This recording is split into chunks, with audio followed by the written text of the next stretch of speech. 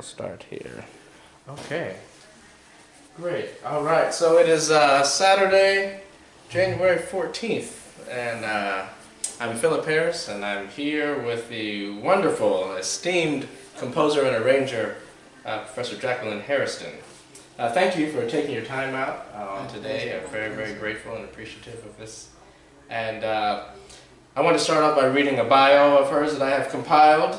It's about 2 pages long. It could easily be about 10 or 12, but I have shortened it. So, the brother of Dr. George Butler, jazz record icon who was influential in signing Wynton and Branford Marsalis to Columbia Records, and the cousin of Dr. Jester Hairston, known best for arranging the Amen song for Sidney Poitier to sing in Lilies of the Field. Jacqueline Hairston is an award-winning and highly sought-out ASCAP composer, arranger, pianist, vocal coach, conductor, educator, and church musician who hails from the great state of North Carolina. Known as the National Preserver of the Spiritual, she has arranged over 30 spirituals, including those sung and or recorded by renowned artists such as George Shirley, Kathleen Battle, Grace Bumpry, Simon Estes, Denise Graves, Hilda Harris, William Brown, David Tigner, Benjamin Matthews, Robert Sims, Jubilant Sykes, Louise Toppin, Darrell Taylor, Helen Dilworth, and Hope Briggs, just to name a few. And Phillip Harris. Did you say Phillip Harris? And Phillip Harris. She began her formal music training in an advanced program for high school students at the Juilliard School of Music, and subsequently furthered her education at Howard University, earning a Bachelor of Music degree, and Columbia University, where she earned a master's degree. Recordings of her works include such illustrious organizations as the London Philharmonic and the Columbia Symphony Orchestra. She has had her works performed by the San Francisco Women's Philharmonic, the Metropolitan Orchestra of Lisbon, Portugal, the Orlando Opera Chorus and Orchestra, the Dallas Symphony Orchestra, the Detroit Symphony, the Baltimore Symphony, and the Buffalo Symphony. She has also written works for the Oakland East Bay Symphony here in California on 2 occasions, at least 2 occasions, in 2002 and 2004. She released a CD entitled Spiritual Roots and Classical Fruits, A Healing Harvest, which focuses on instrumental collaborations of arrangements of spirituals, classical music, and hymns. This CD was inspired by a college course she created named Healing the Soul Through Music. Teaching posts include positions at Johnson C. Smith University, Merritt College, Laney College, the Young Musicians Program at the University of California, Berkeley, and the Oakland School for the Arts. At Merritt College, she chaired the music department and created the award-winning choir, the New Traveling Voices. Nationally, she has served as an artist and composer in residence at dozens of colleges and musical organizations across the country, including the University of California, Irvine, the University of Denver, the University of Arkansas last year, the Negro Spiritual Foundation of Orlando, Florida, and the University of North Carolina, Charlotte, to name a few. She served as a judge for the American Traditions Competition in 2008 and was a teacher and mentor to Dwayne Wiggins of Tony Tony Tone, Maxine Jones of In Vogue, LaToya London, Guapale, and countless other prominent popular, R&B, classical, and gospel musicians from the Bay Area. Professor Harrison also taught piano lessons to the Pulitzer Prize winner, Alice Walker. In addition to her many teaching posts, she has served as Minister of Music at several churches, including those in Berkeley, Oakland, and Sacramento, California. She has been the musical director for several organizations, including the Links Incorporated at national conventions, where she is a member, and at the Oakland Police Department annual Christmas caroling event. She received a Living Legend Award from California State University Dominguez Hills and a recipient of the Los Angeles Living Legend Award for arranging African diaspora music, the Jefferson Award for preserving Negro spirituals from San Francisco's Channel 5 news station, and most recently received the Howard Thurman Award for her outstanding musical contributions. She has commissioned works for Kathleen Battle, Shirley Verrett, Denise Graves, Grace Bumpry, Benjamin Matthews, Robert Sims, Darrell Taylor, and most recently, Carl DuPont. She is a prolific lecturer on spirituals, giving presentations at the National Association of Negro Musicians and the African American Art Song Alliance conferences, respectively. She was inducted into the Alameda County Women's Hall of Fame for Culture and Art and has made at least 3 appearances, to my knowledge, at Stern Auditorium at Carnegie Hall, once collaborating with Kathleen Battle, and 2 more recent performances conducting her own music. Jacqueline Hairston is a championed heroine not only in relation to the music of black composers, but also to the significant contribution of American music. In a field of work, composition, that is often dominated by men, she stands out in the crowd amongst her contemporaries as a leading figure. She is regarded as remarkable not only for everything that I have mentioned and more, which I have not, but it is perhaps her unique and uncanny ability to cross genres at the highest level. Moreover, I have the humble and distinct privilege of calling her my teacher, mentor, and friend. It is my honor to welcome this living legend and music icon extraordinaire, Miss Jacqueline Hairston. Thank you so much. Thank you, Phil. Only one correction. Yes, please. You're reading it so fast. The city of Oakland, you mentioned the police department. Yes. So scratch out police. Okay. Because it was for all of the retirees and employees Okay. that were connected with the city of Oakland. So Okay, so the city of Oakland. So the police department was only one segment. The fire department was also part of that. Police department, the fire department, and everything else connected. Any organization that was connected with City Hall Okay. come under those specific Great. auspices. Great, thank you. Thank you so much for that correction. I always seek the advice of Professor Hairston. Thank you. So let me start off with the first question. We were talking earlier about a lot of this, but if you don't mind restating some of what you said, please describe a little bit about your childhood in North Carolina and your first exposure to music. Well, going back to, in my neighborhood in North Carolina, Charlotte, North Carolina, I lived in an area that was called West Charlotte because it was the west part of town. And the kids in my neighborhood, those who, you go outside and play with, they were all taking piano lessons. And when I discovered this, maybe let's say I was around 6 playing, school age. And they were taking piano lessons, and in those days, the piano teacher would go into the home. So when I said to my parents, how come, I'm not part of this excitement that these kids are talking about, my parents said, well, first of all, we don't have a piano. So it was almost like, well, get that out of your head. So every day the kids were talking about, oh, I'm playing so-and-so and I'm playing this. And I guess to get under my parents' nerves, I began to say for morning breakfast, come and listen to the piece I just made up. I don't know if I told you this story, and I'd sit at the kitchen table and I would pretend like I was playing something, and I would have my fingers go, and I'd be singing ba-da-da-da-da-da, the words. Oh, yeah. Went down the street and played trombone. And so I did this every day until, I figured this was kind of getting on their nerves. And I think perhaps so I wouldn't become a basket case, because they didn't know if they would have to call in a psychologist to see what's going on with this kid that says she's playing the piano. They finally got a piano, and then that first piano was a Wurlitzer.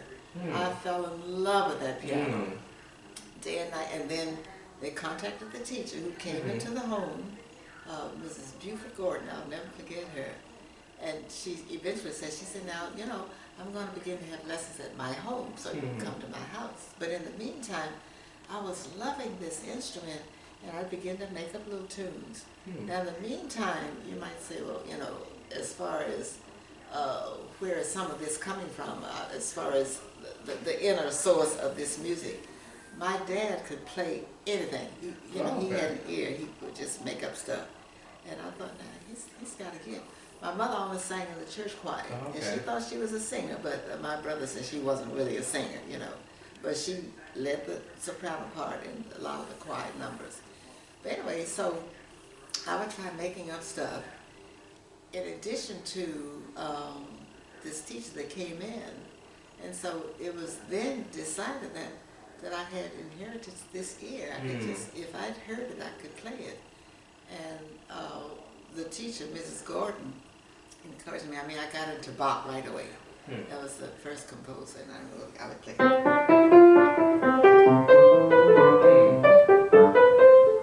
And it's amazing how some of those licks are still with you, you know, as far as the memory goes.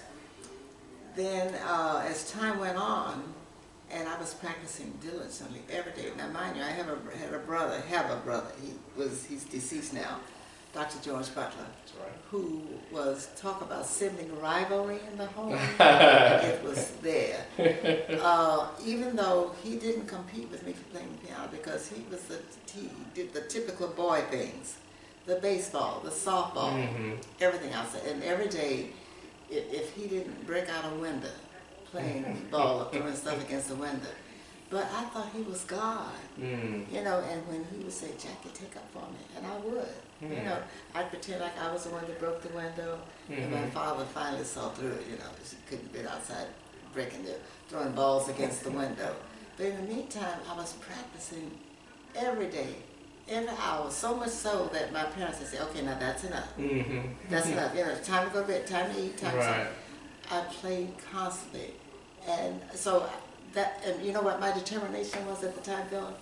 To not only catch up with those kids that were 2 years ahead of me in playing, so I could pass them. And that's when I decided at 8 years old, I was going to be a concert pianist. You know, it was already in my mind that that's what I wanted to be, and that's what I wanted to do. So that was my childhood beginnings and the approach to playing music. And then, because my mother taught at an elementary school on the other side of town, she took me to that school and enrolled me in that particular class. I think it was 2nd or 3rd grade. And my teachers they were steeped in these spirituals, but they didn't call them that. They said, we're going to sing a folk song today. And the one teacher was my favorite teacher, Mrs. Gunn, who, believe it or not, died only maybe a year or so ago at the age of 100. Oh, wow. And she would start off the day, what she would do, she would and maybe this is where I got from using the combination of European music with African American music. She would say, all right, children, this is the song we're going to do today. She said, daily we're meeting before our work or play, but always in greeting we sing a glad good morning. I thought, oh, I like that, I like that. And that's taken from Beethoven. But she never told us, you know, this is taken from Beethoven's Pastoral Symphony. So I thought, I like that. And then as I began to hear more with the spirituals, that was before I put together what a pentatonic scale was, the 5 notes. And I began to say, there's a similarity. So I think as I got older, that's when I started putting things together in spirituals that might have an element of the European music. Well, I hope that answers your question. Absolutely. So what were some of you mentioned spirituals, what were some of your favorite spirituals when you were you know, I don't know if I could call them by name, but some of the typical ones were some of the ones that I thought everybody knew, like Sweet Love, Sweet Chariot, or Nobody Knows the Trouble I've Seen. So those were the main ones. Absolutely. And they were repeated over and over again, and then every now and then I think a teacher would probably make up something. Okay. Before.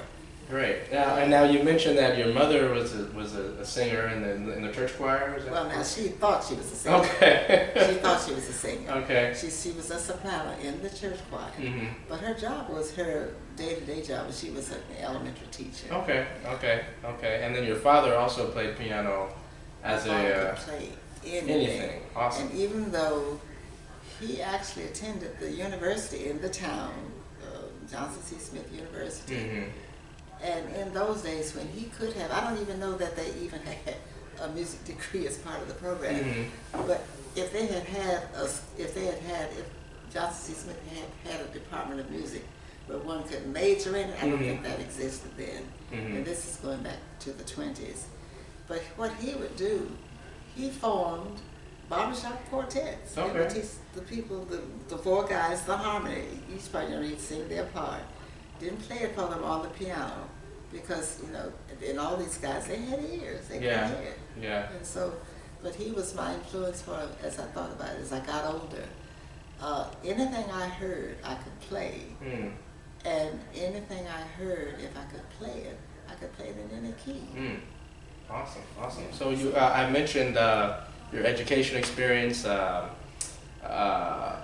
think there seems to be a bit of confusion sometimes with your involvement with the Juilliard. Some people may believe that you went there for undergrad, some people are confused if you were there for graduate school. But they do have a high school program for advanced high school students, and which was what you were a part of. It was called the preparatory division. And when people said to me, who was your teacher? It was so long ago, I don't remember. Right. But it was wonderful because I did this the last 3 years of my high school Awesome. while my mother was working on her master's at Columbia. And she wanted to do something with me. Now I think my brother was jealous because here I was getting the Juilliard experience, and he had to stay home with my father. But I'd go to New York every time with my mother and get these lessons. And I remember that's when I first had my introduction to playing the organ. I think I had 4 courses: the organ, piano, and the appreciation or history course was called Literature and Materials of Music, LM of Music. Got that there. So the theory training was so advanced. When I went to Howard for my undergraduate work, my parallel in theory was so advanced that I was able to skip the first year theory. Oh, that's I awesome. gotten that from Juilliard. And so for most persons who attended Howard, if you were in the music school, presumably it would take 5 years to complete the work, but I was able to do it in 4 because I had that complete theory background from Juilliard. That's awesome. Now this wasn't a part of my prepared questions, but as I'm thinking about it, were there when you were in this advanced program with the preparatory program at Juilliard, were you one of very few blacks there? It's funny that you say that. Now, in today's time, I would say there were 5 blacks and 2 whites. It's like we were so all together. I didn't distinguish that. This is. So if you were to say to me what was the percentage, I wouldn't be able to answer that because I remember there were white students. There were students from all over the world.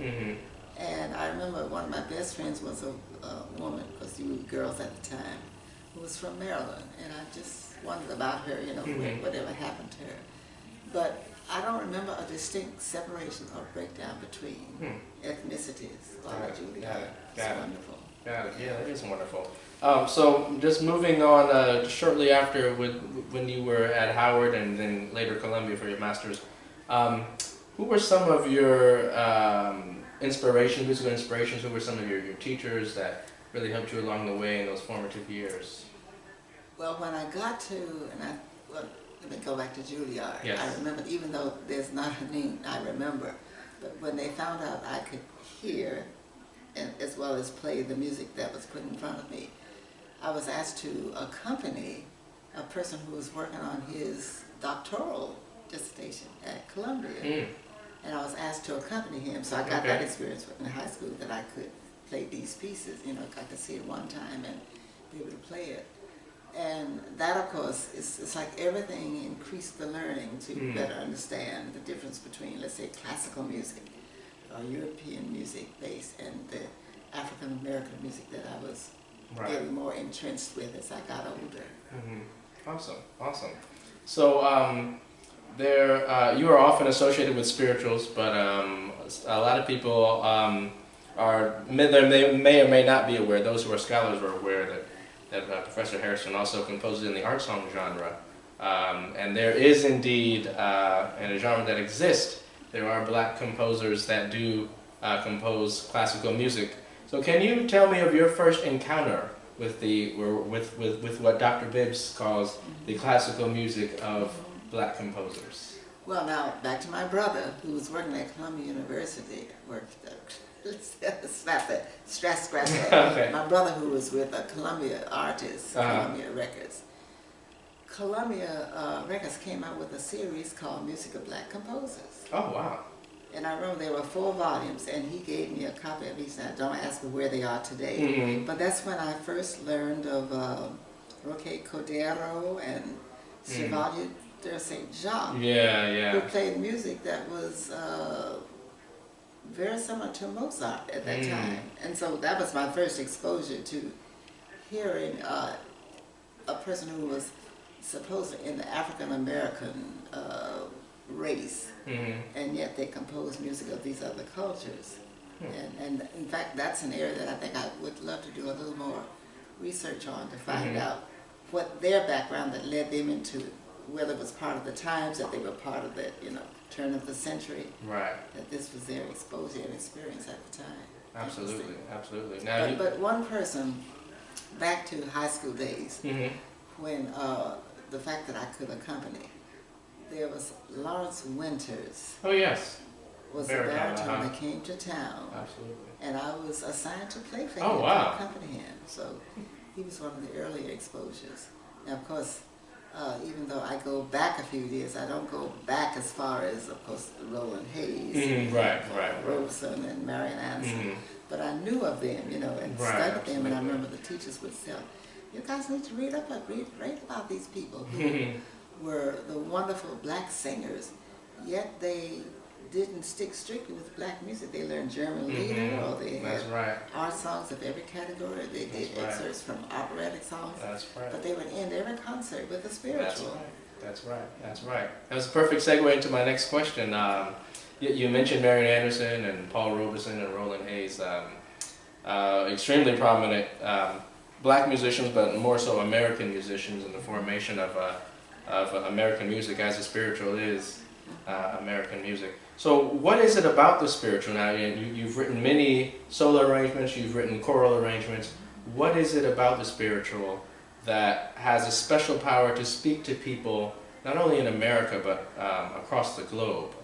You have Professor Robert Sims, who has sung this music all across the globe, and he receives rave reviews. And so what is it that speaks to people that may not be of African descent? And then backing up, actually, what do you define as to be a spiritual? Okay, that's 2 questions. This is a 2-part question. Let's go with what do you define to be a spiritual, and then we'll go into why is it important to people all across the globe. Well, the first part of it, speaking of, I think now as I think about it, when I teach persons about the intricacies of African American music, I talk about the derivatives, because in the African diaspora, there are 5 overall derivatives, and I think those derivatives, which is why I call my CD the healing aspect of music. Those derivatives, let me see, the improvisation, repetition and contrast. Repetition, which is another word for the repetition, was called call and response. And for those who wanted the European application, it was antiphony or antiphonal music. So the improvisation, the syncopation, which is part of the rhythmic aspect. There was sound, call and response, right, antiphonal, and then there were sounds that were associated with it, and that came a lot with the drumming. So I think the rhythmic aspect, which had the syncopation, as well as the emphasis of the European focus on 1 and 3, but the African focused on the 2 and 4. So I think the combination of the rhythmic aspect and that pentatonic scale, something about that pentatonic scale that a lot of songs were based on or built around. And I think if it could be understood, there was something about these combinations that actually touched the heart and soul of people. So when you think into something that you actually feel from the inside and you don't know why it touches you, I think if Africans had known at the time that what they created, when they didn't have theories to describe it or talk about it, and since Africa was the mother country, what came from them, the use of this pentatonic, which was followed in all of the early cultures, from Hinduism to Asian to, I'm trying to think, all the early, and based on the pentatonic scale. So if I were just to play the black notes, that's pentatonic bass. And you can compose myriads of tunes and melodies just on the combination of those 5 tones. Amazing Grace. Amazing Grace. Although that's not a spiritual hymn, but they could still, it's still derived, I believe, from the same. Because it's based on the pentatonic scale. Right, yeah, pentatonic scale, absolutely. And I think that's why it's a favorite world over.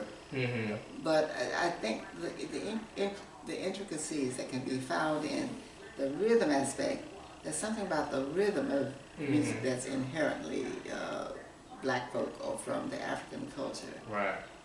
And that pentatonic scale, it's magic somehow that is actually occurring when you put those specific, components together. So it's hard to really describe. And I think when I'm playing, when I'm creating something, invariably it's going to be based on those 5 tones, with something else added to it.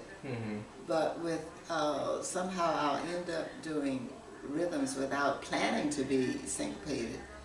But I would always like to throw in what I call the element of surprise, bringing something in purposely instead of right on the beat, after the beat, like the spiritual that people were to sing. I woke up this morning with my mind. If someone told me, this morning with my mind, stayed on spirit, stayed on Jesus, stayed on freedom, whatsoever the source, whoever used the music, they would insert the word that was for that specific cause. So if one were learning, woke up this morning with my mind, stayed on freedom, but instead of woke up this morning with my mind, stayed on freedom, woke up this morning, but invariably when people learn, they want to do, woke up this morning with my mind, stayed on the beat. On the beat, I suppose, syncopated. So I think it's the offbeat that somehow stirs up something within the soul. And there's a book that's called The Regeneration of Music. I'll have to check that exact title, by Corinne Heller. Okay. And she touches on the certain aspects of music that go back to the beginning of time, that talks about why certain musical factors are healing. And that sometimes, and people don't want to look at it in other realms, like even astrological or the planetary influences, but that there's music there based on one's innate soul that can be touched by when they hear these melodies coming from these different sources, but put together. Absolutely. Absolutely. Oh, is that in the way? Yeah. Let me see if I can close this. Oh, is it over here? Yeah. Oh, okay. Okay, that's good. Okay, that's good. Hope that doesn't interfere with your lighting. No, it shouldn't. It shouldn't. As I've been researching some of your compositions, and I've found that one of them that has become extremely popular, which was on Dr. Sushil Bibb's, which was highlighted on her DVD all the way back from, I think, 1990 it was, which then was later, it wasn't actually produced until, I think, 2013 was when it became a DVD. But I believe it was a special that was on TV at the time. Anyway, there's a wonderful woman who lives not too far from here. Her name is Helen Dilworth, which you know very well, and she was singing your composition or your arrangement of "I Don't Feel No Ways Tired," and that has become particularly favorite of many sopranos to sing, as the ending part tends to be very, very thrilling for many sopranos to sing. So, can you describe the inspiration behind that piece? From what I remember, I think it was William Brown that had kind of challenged, that had put some kind of challenge to you. So can you describe the inspiration and what you tried to accomplish in the presentation of this piece, and then maybe if there are any elements of that piece that relate to the 5 elements of the of African diaspora music. Now you know what, you have to be careful that your one question doesn't go into 2 Oh, questions. yeah. But let's see if I can. I'll go back to don't feel no ways tired. And I'm glad that I have this point that I can clear up. When it first appeared on YouTube, whosoever did and I'm just always amazed at Google because they know everything. Oh, absolutely. But whosoever put in the information that this is Jackie Harrison's arrangement of James Cleveland's arrangement. Oh, wow. I haven't seen that. Okay, no. But you see, and James Cleveland did have a version of Don't Feel No Ways Tired. And that made it go, oh, I don't feel, I don't feel no ways tired. Right, yeah. And so, to this day, I've not heard the James Cleveland arrangement. Oh, yeah. So it's funny how maybe in the spiritual element from some other system that we don't understand, I could have picked up on his, but I don't think so. But back to Willie Brown, who's a tenor. Yes.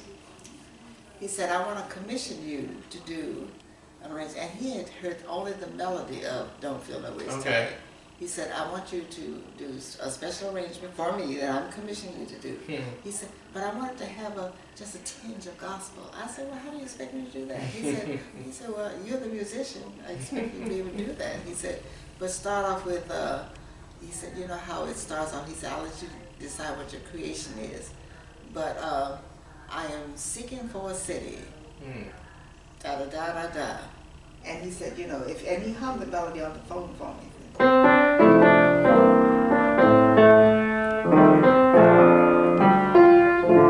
said, oh, I like that.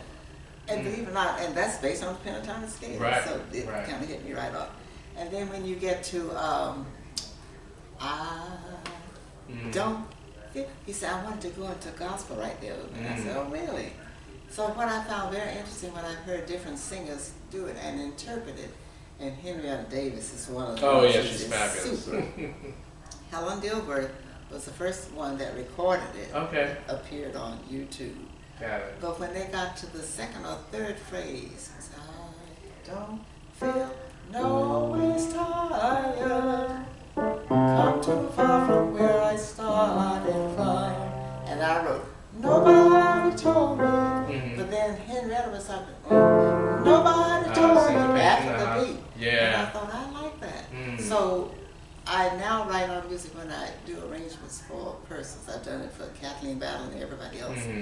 That you have my permission to do your interpretation of it. Because when there are things that come through for them that maybe I might have missed. Right. And I love it when I tell singers, use your own discretion. You know, my expressivo mark might say soft here, loud there, or take it slower or faster. I'm leaving it up to your discretion, and I've given that to every singer that's always done it. Yeah, I've also noticed a lot of that in your music, and sometimes to the people that like to go exactly by the book, it tends to frustrate them. And I have found that even in rehearsing your music with other pianists that aren't familiar with the style, and they say, well, you know, she didn't say that, but why are you doing that? I'm not sure why that is. But I think that the really great element about what you're doing when you write a spiritual on paper, and of course they were never originally to be written on paper. They were just sung in the fields. And so you've written it on paper for us to be able to see it, but then you give the singer the interpretation to be original, which is really the actual intent. Because when you heard spirituals, I would imagine that if I were around then, if you were around then, that when you heard spirituals, the melody might be there, but someone else might do something differently. So as opposed to just writing it and saying, this is the way that it is, say, well, this is my interpretation. Can you maybe take yours and then marry the two together and see what we come up with? I think it's brilliant. I think it's brilliant. Yes, I love it. I love it. So. And you know what? Speaking of the jazz element, there's somebody's arrangement whose name I can't call right now, who, when the singer was singing it, and all of a sudden the piano accompaniment went into this jazz field. Oh, okay. And you know, there's such a close relation. Yes. Because jazz is considered also an American-born art form that the purists consider classical music. So how can that be classical music? You know, but it is what it is. Absolutely, absolutely. So just as, moving on to the question, just as Mozart and Richard Strauss wrote roles and songs for specific voices, so too do you. I've been most curious about your special affinity for writing pieces for specific singers. Many are familiar with the pieces that you've written for Miss Kathleen Battle, which we'll talk about in the next question. But for right now, the very small list that I've compiled, aside from Kathleen Battle, is You and I Can Tell the World, which you wrote for Denise Graves.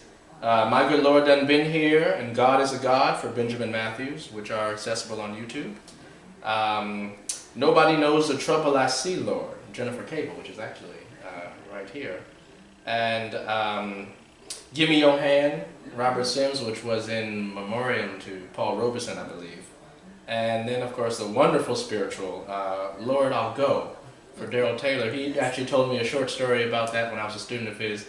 And he said, we were sitting down talking in the student union, and it was after I had heard it. I mean, the first time I heard Lord, I'll Go, this is a short side note. The first time I heard Lord, I'll Go, I was driving down the freeway. I was on Oakland, I was in Oakland, I believe I was headed 580 east. No, 580 west. Okay. And I turned it on, and I was listening to it, and I literally had to pull off of the exit, and I said, oh my goodness, what is this song? This is incredible. And then I remember that moment where I got on the phone immediately, and I said, Professor Hairston, what is it? This is an incredible song. And Professor Dr. Taylor told me that he had asked you to write it several years before. And he said that you had some time to sit on it, and that he wanted this song. This was a song that was very important to him.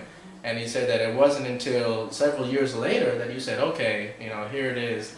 And so at first he told me that he was waiting anxiously for you to do it, and he was wondering why it was taking so long. But he said that once he received the music and he sang through it, he said, oh, this was absolutely worth the wait. And it was worth the prize. So Lord, I'll Go for Daryl Taylor, which you can hear on his CD, A Charm of Spirituals, which was in 2010, I believe he released that. A Change Has Got to Come for William Brown, whom you mentioned. And you even wrote Dreams with the text by Langston Hughes for Little Old Me for our recital collaboration in October of 2014. I'm So Glad for the late, great David Tigner, who was extremely influential for me. So what is your compositional process when you're writing for these specific singers, many of whom are extremely famous? And what do you consider when you're creating these ideas? And how and this is kind of another more two-part question, but or maybe a three-part question, but what is it that you're considering when you say, well, I want to write a piece for Kathleen Battle, I want to write one for Denise Graves? What do you consider in their voice, and then what do you consider when you use your own compositional prowess?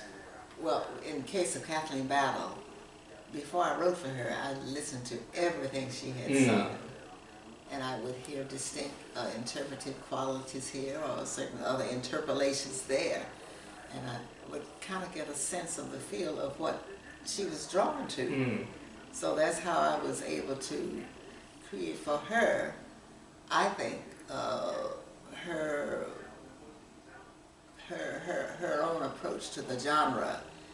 And because, of course, she's classically trained, but she could add nuances. She sure could. That were attributed to the black culture, even though we wouldn't call it that, the African American idiom, without saying that, okay, I'm going to do this here. And I think because she was coming from a feeling that was inside of her, then as I would write, it's like I would have a mental picture of her in my mind, above my head, and I would hear her voice as I would write. And then because my focus for writing not only depended on the sound of that specific voice, because I was a focus, remember I told you as a child I wanted to be a concert pianist. So I thought this piano arrangement has to be just magnificent. It has to be in sync with what the singer's voice is doing. So that's why I would add things that I'm sure show up as in some sense of the classical idiom, you know, in my playing. And so the two just kind of fit together. And then as I would listen back to, of course, I'm my own worst critic, or best critic, whichever side you want to look at it. When I would play it, and fortunately, because my computer setup, I have a keyboard that's connected to the computer, that when I play the melodies, you know, it immediately transcribes it on the screen. So the only thing I have to do is correct the rhythm. Then when I would always have to hear the playback. Once I hear it back, I said, oh, I like that. Oh, I don't like that. Oh, change that. And sometimes it was attributed more to my chord I played than I thought. And then when I learned, you know, there were certain chords, even if it, I was like, oh, that sounds like that could go to the classical band. So a lot of the things I would hear, I literally couldn't write out. But I think sometimes the composer, the accompanist of many of these singers could maybe hear only what I sensed. And I heard them add things. I thought, oh, I like that, okay. And so I think I like the privilege of my accessibility to allowing persons to do things that vary, and that even includes their accompanist. Now when you mentioned Darryl Taylor, the Lord I'll Go, when he first sang that song to me, he said, I'm going to sing you the melody over the phone as my grandmother sang it to me. And because it was different, I thought, okay, it's still amazing how many different intricacies of the pentatonic scale can happen. So, and as soon as he told me that his accompanist was going to be Joseph Joubert, I thought, I've got to make this accompaniment really good, because he's an above-board player. Absolutely. And I thought, so that helped me to do the piano thing more in keeping with what I thought Joubert would have enjoyed playing. And then with Denise Graves, everybody you've mentioned, I don't think I listened to anybody as much as I have done for Kathleen Battle, because I really wanted to make hers distinctly different. But other singers, the male singers, when I met, and thanks to Kathleen Battle, who I don't even know if she gives herself credit for this, she introduced me to, over the phone, Sykes. Julian Sykes, okay. And to this day, he's still waiting for me to do other things for him. So I had to call him up and tell him to give me some sense of something that he could hear himself singing. But Robert Sims, who is like a brother to me, and I've known him through, as I said, the centuries. Robert would say, I'm not that old. That sounds like him. Far back. But he also has given me a sense of some of the things that he wants to do. And see, that's what I like, when I have singers that can tell me what they want in this arrangement. Not in terms of the melody itself, because usually the melody is already set. But they tell me what they want in the feeling of it, the expressionism of it. And that's what allows me to write for them. But I will have to have heard them in order to, do for them. Now, my newest approach has been, what I did for you. I don't consider myself a contemporary writer, but when I think of things that somehow don't fit in with the normal explanation of maybe a chord that's in there. When I would hear people play this music, I thought, oh, I don't know if I can write that. I don't know if I can put that down. Sushil Bibbs, incidentally, had asked me to do a different arrangement for her of, let's see, was it Nobody Knows Swing on Sweet Cherry? It's one of those that's in that same idiom. And I did it on tape first. I purposely put her melody in one key and had the piano in another key. She loved it, and I hated it. I said, oops, I don't like it. She said, oh, I like that. And so I'm glad she recorded it, because to this day I would not be able to play it. That's great. Yeah, you just mentioned Sushil Bibbs, Dr. Bibbs. She, I believe you also arranged Balm and Gilead for her. Was that 1989? That's my recollection of that, which is a wonderful spiritual. I was first introduced to that. You presented that to me in 2014, right before you received the Howard Thurman Award, and I said, "Wow, this is fabulous." And we shared it at the 2016 Carnegie Hall presentation. Right, that's right. The one that with Kenneth and sang.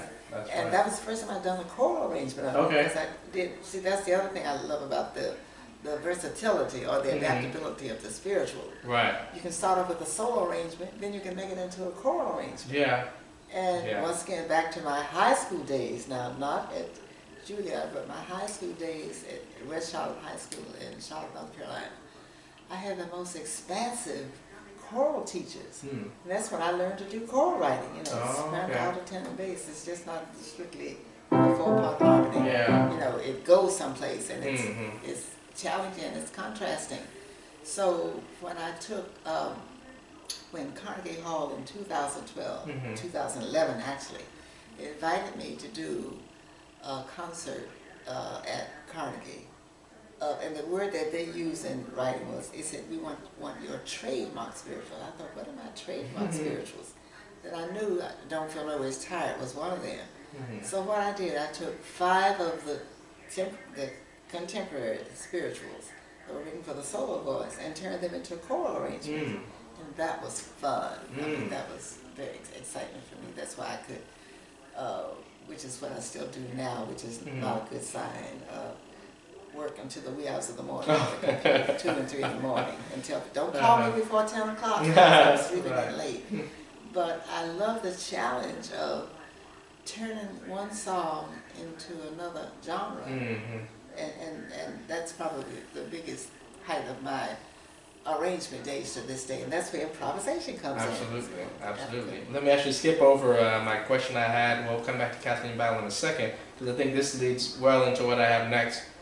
So related to you mixing songs together and rearranging and doing things, I was most struck by, when I was browsing your website over the years, and I found what's called the 3 Generations medley, which the only recording that I've seen is a recording that you have available on your website.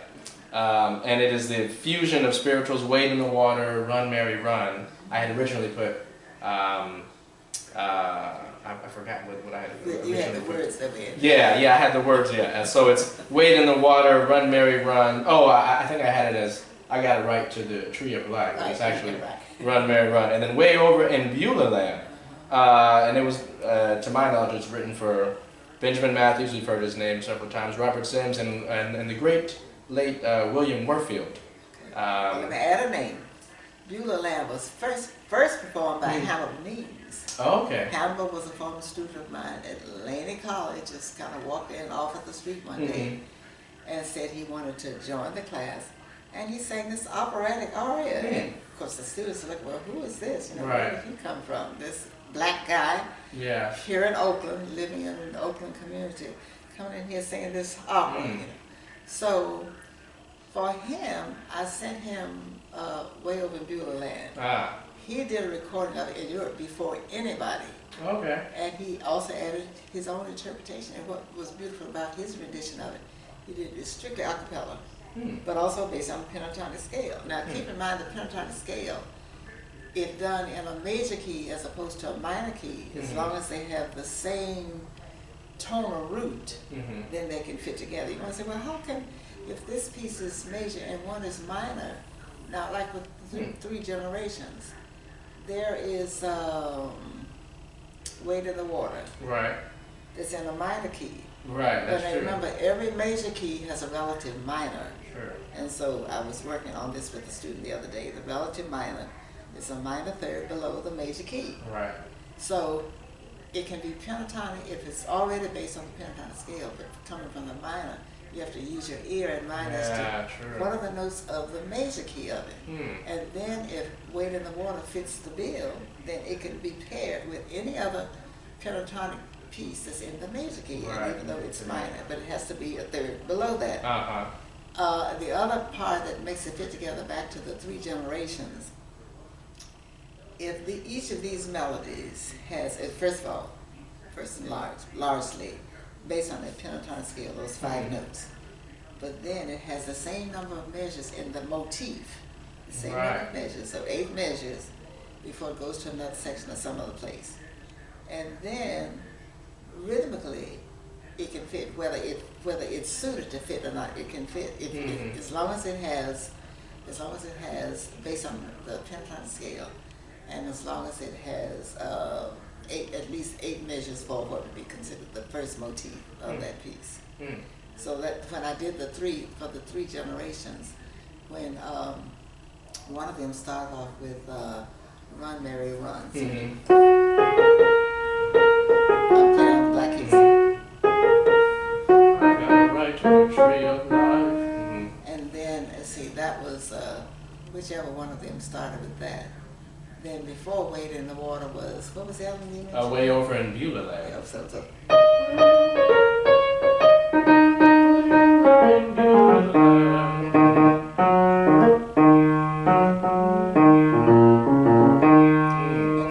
Now each of those, and then now see, by and large, each of those is already based in the minor key. Right. So if this is the major key, if this is the major key, then it'll fit naturally. But the first time I tried to pair a minor bass pentatonic with a major was I was invited to do sort of like a sing along with the congregation when Dr. Matthew Fox, when I worked at the school that was called the University of Creation Spirituality, that became named later Wisdom University. But that was the first school, which was based in Oakland. Originally the name University of Creation Spirituality was a perfect name for it because spirituality was actually created, you know, and that's when I had other students that I'm still in touch with today. The person I tell you that does this transition in civilization is in that class.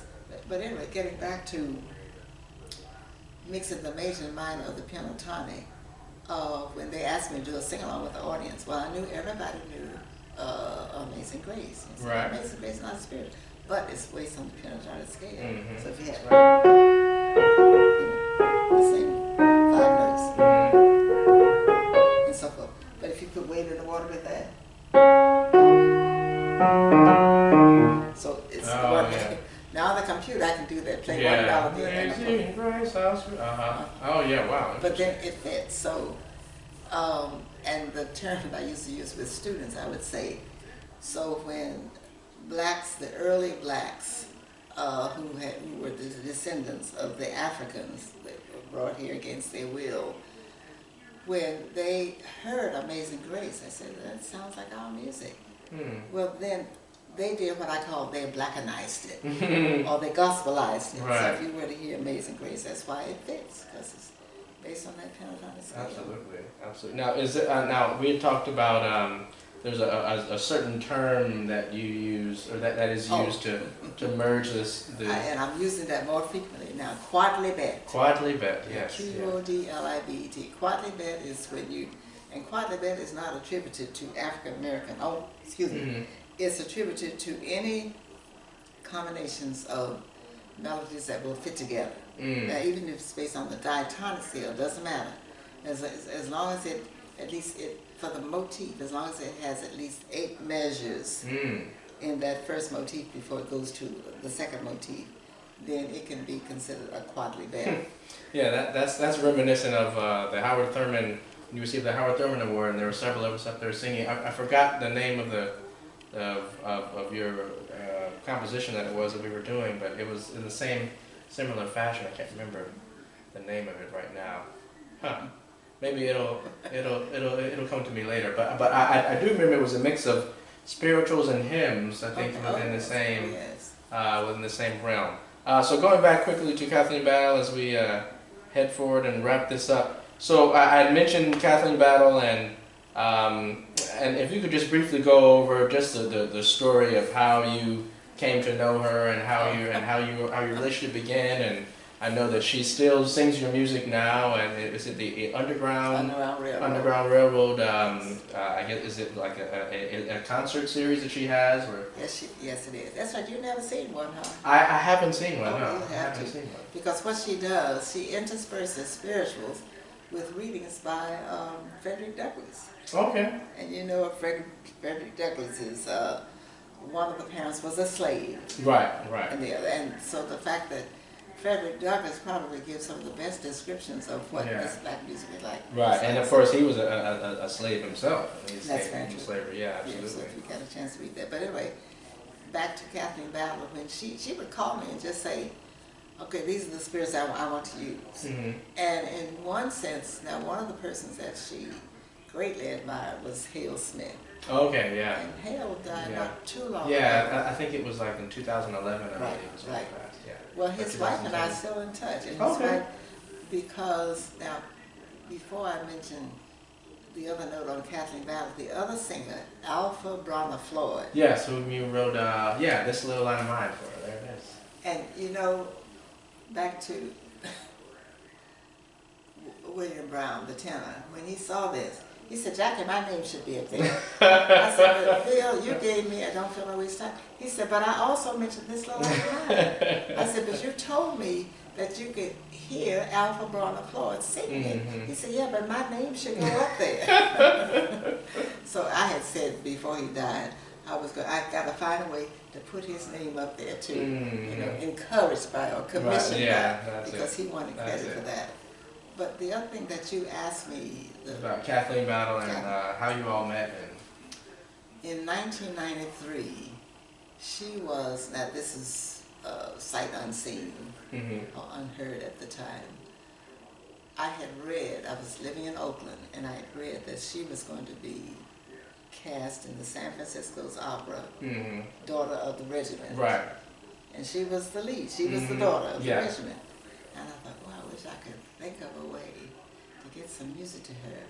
Now back to the expression, God works in a mysterious way, His wonders to perform. That's right. I'm sort of praying inwardly. I gotta figure out a way to get some music to her. But when I called the Opera House, no tickets were available. So I happened to call Sue Shield. She said, oh, you're in luck. I have a ticket, I'm going. And she got her ticket through this other great, what is her name? Sylvia Lee. Oh yeah, Sylvia Oldham Lee. Oh yeah, it was wonderful. She was the first black coach at the Met. That's right. Well, everybody had some sense of Sylvia from Kathleen Battle to, you know, you name it. Because she was considered one of the best coaches of the spirit. That's right. Now, when Sue Shield told me, oh, I have a ticket, she's like, I got my ticket through Sylvia Lee. Because Sylvia Lee had been coaching Kathleen. Even on, not only the spiritual, I mean, Sylvia Lee could do it all, from the African-American experience to the European. You know, yeah, to opera and all that. So when she got her ticket, she said, well, and I said, oh, I'm so sorry, you going? She said, yes, I have a ticket for the last week. I said, okay. She said, well, why are you asking? I said, I'm trying to think of a way I could get some music there. She said, I tell you what, if you give me a package of something, she said, I will purposely, she said, I know she's very particular about who she lets backstage, but I will purposely make it a point to get backstage and carry her. She said, so get a package together for me. And I said, okay. So I looked at the spirituals I'd done. I'd already done Don't Feel No Waste Tired. I thought, I gotta, it's like, when I go into a state, I call it my imaginary conversation with God, to say, what can I take her that I haven't written? And so what came to me, now this was August, and I thought, let's see, Christmas is coming. What Christmas tune can I come up with? And that's when somehow I heard about Wasn't That a Mighty Day? And I'd only heard a melody. I think I'd heard Hannibal Means do sort of a gospel version of it. Here again, it's another one based on the pentatonic scale. I thought, well, let me see if I can do sort of a classical arrangement that would fit her.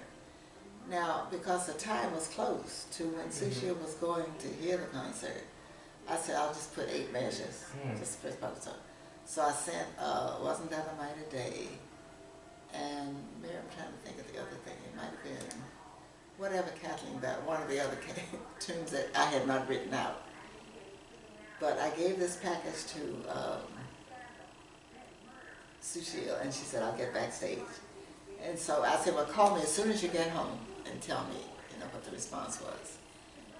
And she called me and she said, well, I got backstage and I carried your music. She said, well, she seemed very excited. She said she looked at it and she started humming the parts of Wasn't That a Mighty Day? And she said, well, who is this writer? And she said her name is, Jacqueline Hairston. Well, where is she? She lives in Oakland. How old is she? I said, what did you say to that? She said, I told her she's ageless. There you go. I said, oh, that was the perfect answer. There you go. That was the perfect answer. And she said, I said, that was it? She said, that was it. So then I had my conversation with God again. I said, now, I have got to get to that concert. Now, she has my music. I've got to introduce myself to her. So I waited until the last day, and I called the box office. And the lady said, you're in luck. There's been one ticket returned. One ticket. So I knew that was for me. God. So I go to the concert, get that one ticket, and then I thought the next thing I've got to figure out a way to get backstage. Right. So I found out where the manager was located in the lobby somewhere, but I said, my name is Jacqueline Hairston, and she has some of my music, and I've got to get back to introduce myself to her. Right. And they said, well, we'll see. So she put a phone call into somebody, and so she said, well, let me lead you. So she took me back there, and she said, oh, I love this music. Where did you get it from? I said, I don't know, it just came to me. She said, well, how soon can you finish it? I said, well, you have to give me some sense of a deadline. And in her dressing room, her sister was there, one sister, and I get the sister's husband, and she said, I want you to meet a famous composer. And of course, my antenna went up this high. And she said, and she's going to be doing some of my music. And so I thought, oh, that's wonderful. Well, when I left there, driving across the bridge, I was praying that I didn't have an accident because my head was totally in the clouds. And I had to watch my speed, but it was like going too fast. Yeah. So then I got home. Then I got worried. I thought, I don't know what the next step is. There was no promise of when or where or whatever.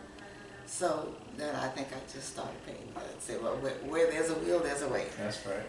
So I got a call 2 days later. Oh, that's right. Now that was, I mentioned August, I took the music to her. September, that same year, 1993, there was a Black Music Symposium in Orlando. Okay. New Orleans. Okay. And so I was invited because Helen in New York, what is her name? Mezzo-soprano. Hilda Harris? Hilda Harris. Yeah, okay. Was going to be performing Don't Feel No Waste Time. Okay. Jackie, you got to come. So at the last minute I made arrangements to come. And I said, well, you know what? If we can room together, in the hotel was, and we can talk more about it. So, but I remembered I had left a card with Kathleen in the package with my cell number and my home phone number. So on the second day, I think I was where did I say it was? New Orleans. Was it New Orleans? Yeah, New Orleans. About 4 or 5 days. Well, on the second day, I get this call. It's kind of in between sessions because there were sessions going on all the time. In between sessions of performances and seminars about the music. And so I remember my phone rang, and I said yes, and she said, my name is Michaela Kurtz, and I'm the manager of Kathleen Battle. And I said yes. She said, Kathleen loves your music, and she wants to know how soon you can finish it. She said, because she wants to premiere at her Christmas recital, December of 1993. I said, really? She said, yeah. I said, well, I'm in New Orleans right now at a conference, and as soon as I get home, I'll get to work on it. I was to stay up all night. And she said, oh, the other one was Round the Glory Manger. Right, yeah. That's a great one. And she said, and I'd only given her, she said, can you finish those two? I said, I certainly can. So I get home, and in the meantime, Hilda thought I'd lost it. I said, you were in the room when the phone rang. Now, who did I talk to? She said, well, you said her name was Miss Curtis, her manager. I said, and what did you hear me say? She said, I heard you ask, when should you finish it? I said, what then did I say? She said, well, don't you remember the conversation? I said, yes, but it's like I'm not really, I can't really focus. I'm not sure I really heard this. She said, Jackie, you heard it. I said, and I said, and what else did I tell her? I mean, just word for word. I had to have her to repeat for me what the conversation was. And she said, you said you would finish it, that she could premiere it. And so in the meantime, I get home and go to the piano, and I'm living in it's Oakland. So I had my little piano set up, and I played the melody of the song I'd already started and began to add things to me. Because I knew she would have a top pianist, I knew what pianist would be. So but I knew I had to set up in such a way that she had a chance to shine. So she likes a cappella parts where all her voice is here. So I had some places where the music would just be blah, you know. So it wasn't that a minor day, it wasn't a minor day. So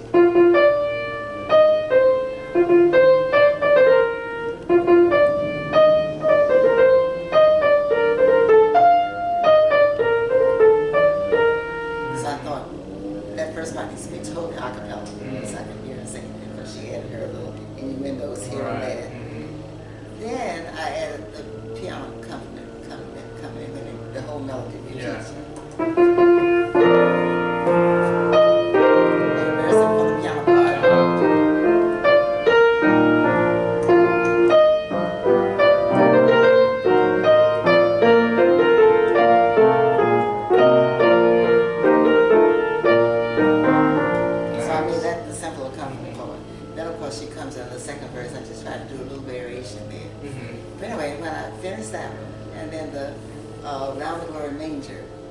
Which had been recorded by a tenor out of Ohio.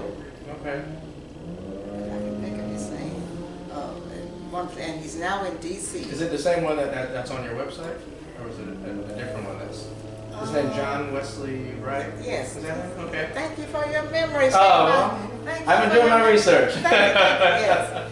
So he recorded it. Okay. And I thought, okay, now let's see. He's a tenor, so the voice should fit, because she's a soprano. So I did a special arrangement for her. And sent that. I must have done, let's say, within the time frame of a week. Sent it to the manager. She'd give me the address of Cami in New York on 7th Avenue. So I sent it to her, express mail, and she got it. She said, well, she likes it. And then when she told me, I forgot whether I got this from Michaela Kurtz or from Kathleen herself, but she called me. She said, Jackie, do you know Robert Sadin? S-A-D-I-N. She said he's one of the top arrangers and orchestrators in New York City. And she said to me kind of very quick, at some point you've got to do some orchestration too. She said, right now let's just talk about the piano company. She said, I called Bob and I sang it to him over the phone, the melody. And he said, that's beautiful. Where'd she get that from? And she said, I don't know. She said, it just seems that it was kind of already in her category. I'm trying to make sure it sounds like that. Sound wasn't sure.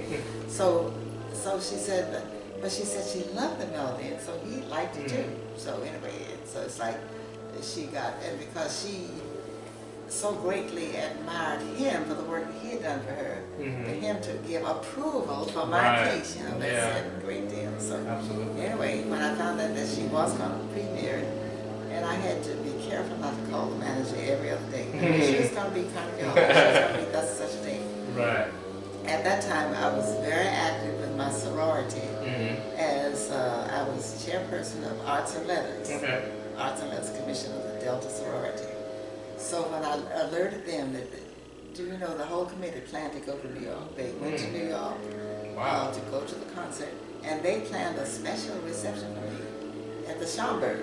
And I thought that was just fabulous. And it was snowing. I mean, it was a beautiful day, but the weather was horrid, you know, because we had to take cabs. There were about 15 members from my sorority, and we had to take, you know, different cabs to get to Carnegie Hall, and then, of course, to get to the event afterwards.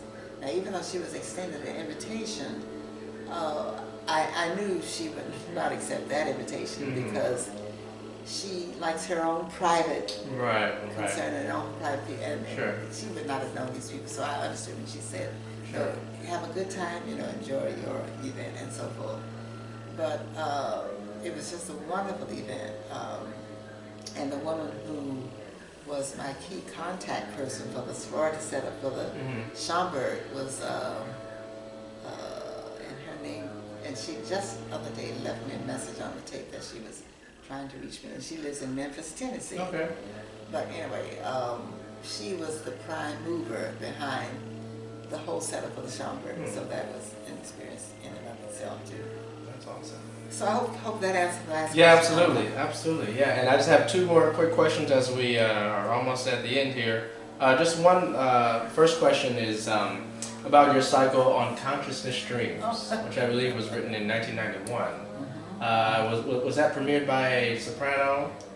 Or was it by yes, it was. tenor? In Okay. fact, a soprano. In fact, I don't know if you're familiar with the volume of the New African. Yes, yeah, the New African, yeah, with Janine Wagner, yeah, Okay. yeah. That's Well, those two women were the ones who called me because, okay. believe it or not, talk about moving backwards. I had the only piece that was part of the trilogy that I'd already done was the one in tribute to Howard Thurman. Oh, right, The Season of Remembrance. Yes. So, and they said, well, and I said, I'm working on a trilogy. They said, well, what are the other two pieces? I said, the trilogy, the Season of Remembrance is number 3. Number 1 is going to be Consciousness Stream. She said, oh, okay. And your word, I said, totally original. And the key line in the Unconscious Streams was, and it's, for me, very contemporary, very impressionistic. I remember you played on the piano, except that it's also glissando. But the primary words in it, tomorrow waits for no man. Right.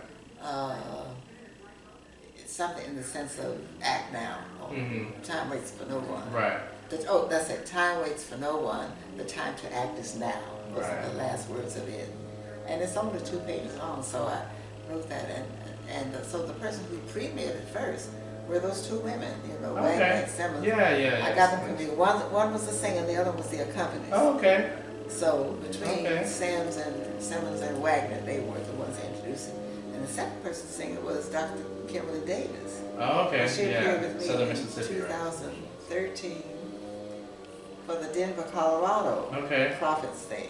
Okay. And the only other person, I'm trying to think, there are very few persons who had really sung that one. But the second part of the trilogy that I was thrilled about. Dr. Marcia Porter has a recording on. That's right. On right. YouTube, yeah. That's right. Yeah. Thine alone.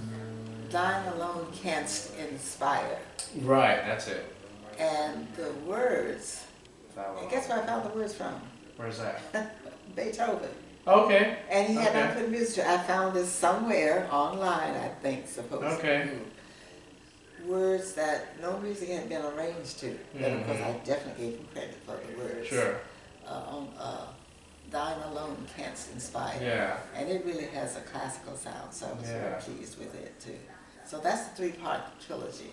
Now, Henrietta Davis, when I do this appearance with Crawford, I'm only doing an excerpt from it because they want me to do a 1-hour program on the African American women composers. Got it. Okay. So even though 2 or 3 of the things are my arrangements, but because I wanted to do the tribute to Margaret Barnes, Camille Nickerson, Florence Price, and Undine Smith Moore, those 4 women. Got it. And Jacqueline Hairston came in there somewhere. So in order to do them, as well as a couple of my arrangements, that's why I have to be very restricted as far as that time element, not to try to go for the 1 hour. Absolutely. Okay, now the final question. I want to first thank you for this extensive interview, and I look forward to at least one more before the research is over. Well, I commend you because you're a good interviewer. Oh, well, See, I try to be. This is my first time doing it, so I have a lot to learn. So the University of Michigan School of Music has a deep tradition in the music of Black American composers, particularly because of the pioneering work, of course, of your friend Dr. Willis Patterson. When I was a student there, I wrote a proposal to the voice department with the advisement of my teacher at the time, Professor George Shirley, and we crafted a letter on behalf of the class because there was a class that was offered that was taught by, it's still taught by right now, Dr. Scott Piper, who was a new faculty member there, and it was on the music of Black American composers. And we realized, the class realized, there was only about 7 that was in there, we realized that the class didn't count for credit. So I quickly got on the phone and called up my old voice teacher, Professor Dr. Darrell Taylor, and I said, did you know this class doesn't count for credit? And he said, well, that's insane. And of course, this is Daryl Taylor, the man who founded the African American Art Song Alliance, Right. who was known very well for his promotion of Black American composers. And he said, well, that's impossible. I mean, it has to count. It counted when I was there. I'm not sure why it doesn't count. And I said, well, you know, it's not counting now. And he said, well, you should craft a letter. So we crafted a letter, and I believe to this day, unfortunately, it still doesn't count for credit. But what is it about this music, the music of Black American composers, whether it's spirituals or art song, but what is it about this music that makes it stand, or that should make it stand? Of course, it does stand alongside, but unfortunately, there's some people that don't see it to be in the same realm as Copland, Debussy, Verdi, Mozart, Bach, Brahms. But this music certainly is viable. So what is it, in your estimation, what is it about this music that makes it stand alongside the music of many of the European composers? Well, the first word that comes to my mind is rich. It's very rich, and it's rich because of its simplicity. Right.